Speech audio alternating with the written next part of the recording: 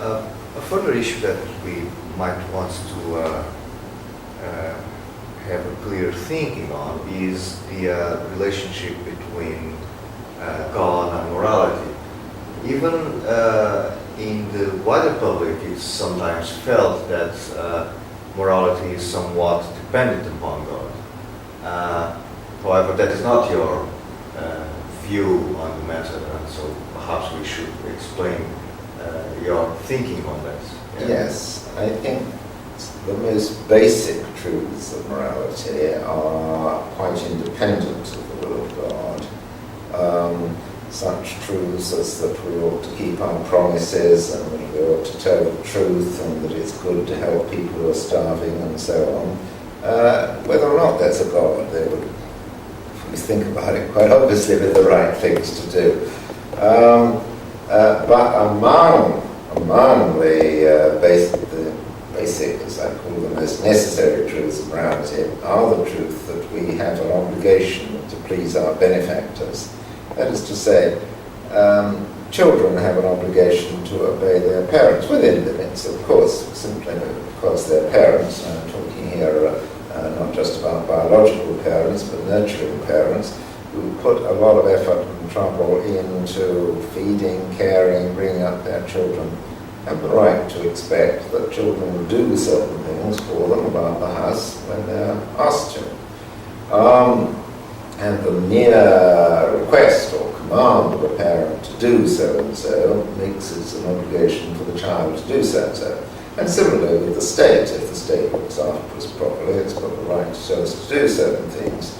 Now, again, this arises from the state being, in a limited way, our benefactor.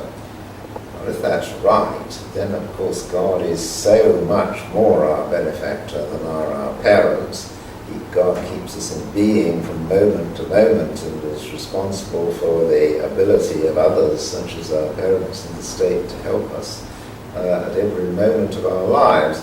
And so his commands are going to impose obligations, and he has the right to issue commands over a far wider area of our lives than parents do.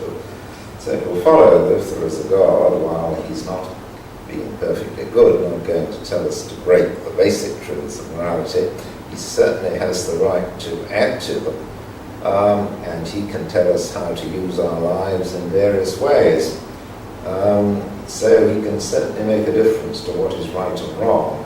The mere being of God makes it a duty to worship and reverence him, but if he tells us how he wants to be worshipped, or how we ought to behave to each other in our sexual relations, or other matters of how he wants us to join together in worship, then that is an obligation imposed upon us. So he can make a great difference to the content of what is right. And also, of course, given a Christian view, or I suppose the same would apply on an Islamic view, he provides help. He provides, in the Christian case, a church which ought to be in the business of helping us to live moral lives by providing a community of encouragement to enable us to do that.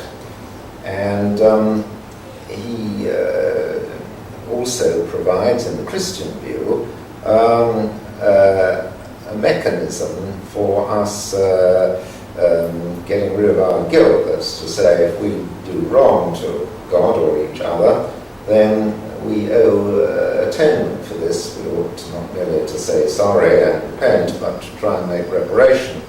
And if we live bad lives, it's not easy to make suitable reparation. But the Christian view is that the life of Christ was, as it were, a reparation which we can offer as the life we ought to have led back to him. So in these ways he can alter the content of morality, and he can help us to live better lives, and he can also help us to deal with the bad consequences of the bad lives we have led.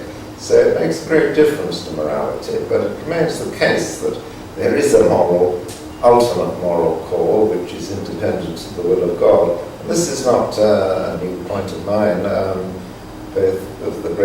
medieval philosophers said that, St. Thomas Aquinas said that, Duns Scotus said that. Duns Scotus, interestingly, said that the first three of the Ten Commandments were independent of the will of God. For example, that you should not bow down to worship a graven image. God couldn't tell us to bow down and worship a graven image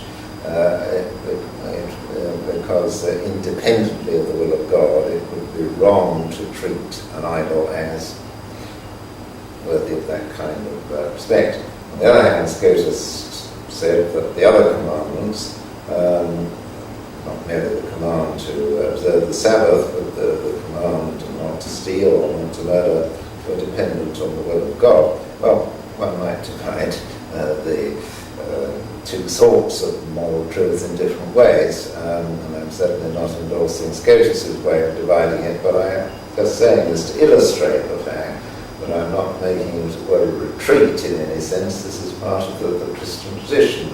Not everybody's Christian tradition, but the most philosophically well thought out and influential part of the Christian tradition has held this, and this seems to me absolutely right. It's not God that makes it our duty to keep our promises, but if there is a God, we owe him a great deal, and his command should make a great deal of difference to our lives. Well, Professor Swinburne, it was a great pleasure to be here with you. We certainly covered a lot of ground here, and I do expect that the wider public and students in particular would grow more aware of your work on in this area. The philosophy of religion is a thriving area of philosophy nowadays, in great part thanks to the work you developed over the last decades. So it is a great honor for me to be here with you. Thank you very much. Thank you very much.